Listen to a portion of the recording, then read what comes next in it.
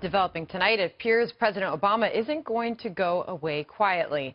Just days after President Trump met with South Korean President Moon Jae-in to talk North Korea strategy, Obama took a trip to South Korea to do the exact same thing.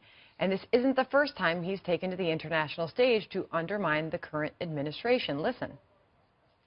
I hope that current members of Congress recall that it actually doesn't take a lot of courage to aid those who are already powerful, already comfortable, already influential.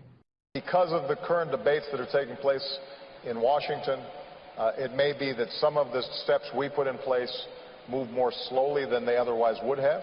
In this new world that we live in, we can't isolate ourselves. We can't hide behind a wall. Pete Hoekstra, former House Intelligence Committee Chairman, and Marie Harf, former State Department spokesperson and a Fox News contributor. Good to see you both. Thanks for being here tonight. Thank you.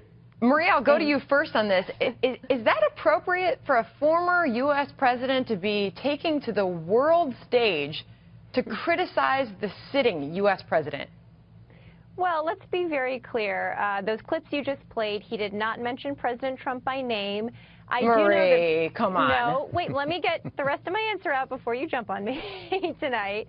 I know that President Obama is very focused in both the meetings he's having and the speeches he's giving in staying away as much as he can from the news of the day and keeping it focused on the big picture, on broader themes like American innovation, business ties overseas. And yes, he sometimes talks, as you just played, about some of the political debate happening in Washington, but I do know that he has very purposefully stayed away from directly going after President Trump, particularly when he's Marie, overseas. we can't hide behind a wall. That wasn't a direct reference to the sitting president.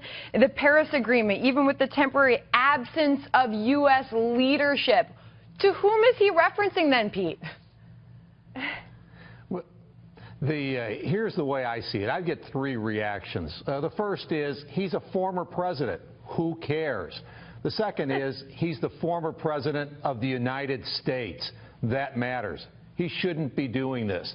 The third reaction is if he's going overseas and he's meeting with the president of South Korea, I hope what he's doing is he's coordinating and cooperating with the President of the United States and the administration to forward that agenda. But I don't think that's what he's doing. There's a second message that he could be taking overseas. He could be going to South Korea and to Asia and saying, you know, I'm sorry, the strategy that my administration put in place to contain North Korea didn't work. Work with the current administration to develop a new strategy.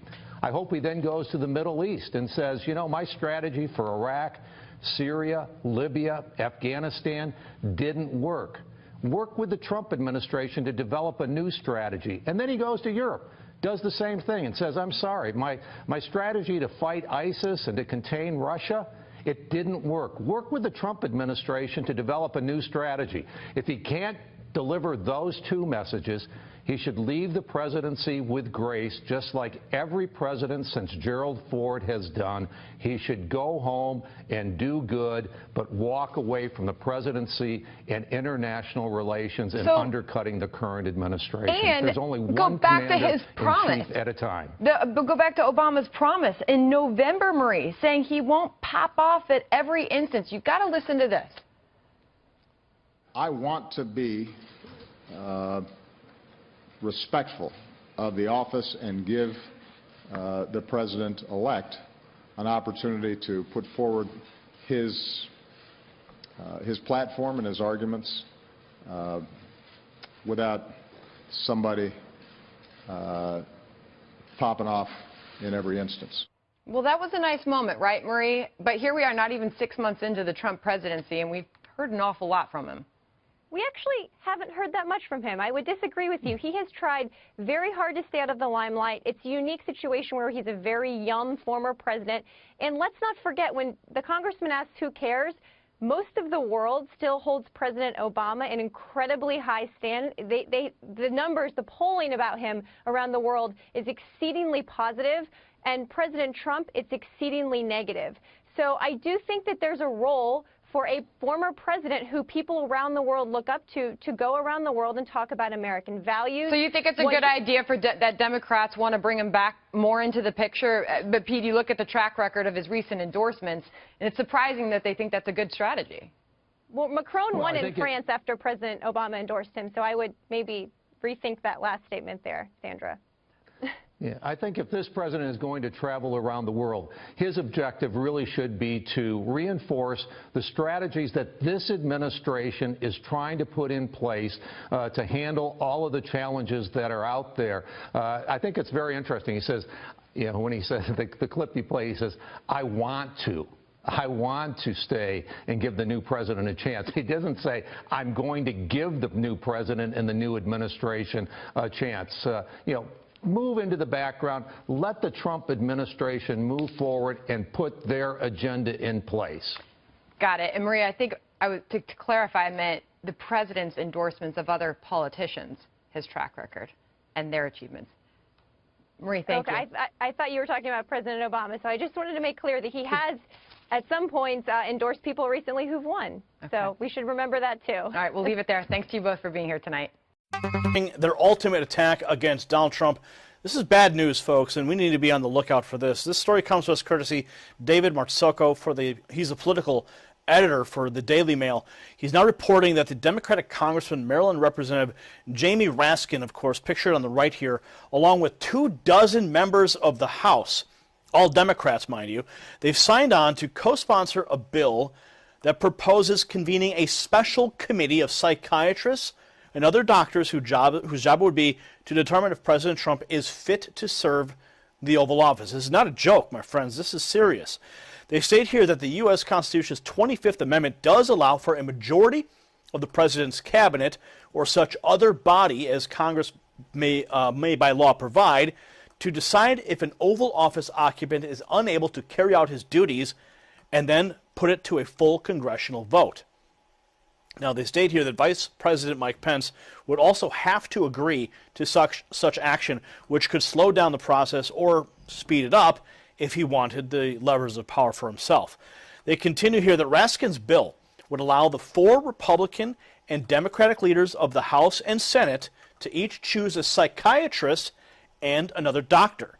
Then each party would add a former statesman like a retired president or a vice president. Oh, could you imagine Bill Clinton or Barack Obama on this kind of a group? Man, this would be a nightmare. Well, now they say here the final group of 10 would meet and then choose an 11th member who would become the committee's chairman. Wow. They continue here that once the group is officially seated, the House and Senate could direct it through a joint resolution to conduct an actual examination of the president to determine whether the president is incapacitated either mentally or physically. That's according to this bill by Congressman Raskin.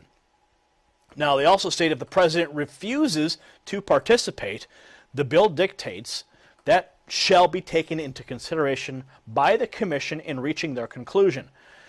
They continue here that under the 25th Amendment, such a committee or the president's cabinet can notify Congress in writing that a sitting president is unfit. In either case, the vice president must concur, and then he would immediately become the acting president. Now, legal scholars, don't hold your breath here, okay, Raskin. Legal scholars tend to agree that when the Constitution's framers first provided for the replacement of a president with an inability to discharge the powers and duties of the office, they weren't talking about mere, eccentricities, okay? So, just because the president can be eccentric and unpredictable doesn't mean he's unfit for office. And that's basically what they're trying to say here. Okay? They're trying to say that his personality has made him unfit to serve. Okay? He's a regular guy. He's not a politician. He's not a liar like the rest of you guys in Washington, D.C., and that's why you guys just can't stand him. He's turning over the apple cart. He's changing things up in Washington. He's draining the swamp. He's challenging your power. And that's why you guys want him out. And because you guys are suckers because you lost. All right? And you're just doing everything you can. So, Raskin, keep on trying, okay? And we'll keep on fighting back. Unbelievable. What are your thoughts? Comment below. Subscribe for updates. If you like what we're doing, give us a thumbs up and share this report on your social networks. For the Next News Network, I'm Gary Franchi. Real quick, before we go, I need you to know about a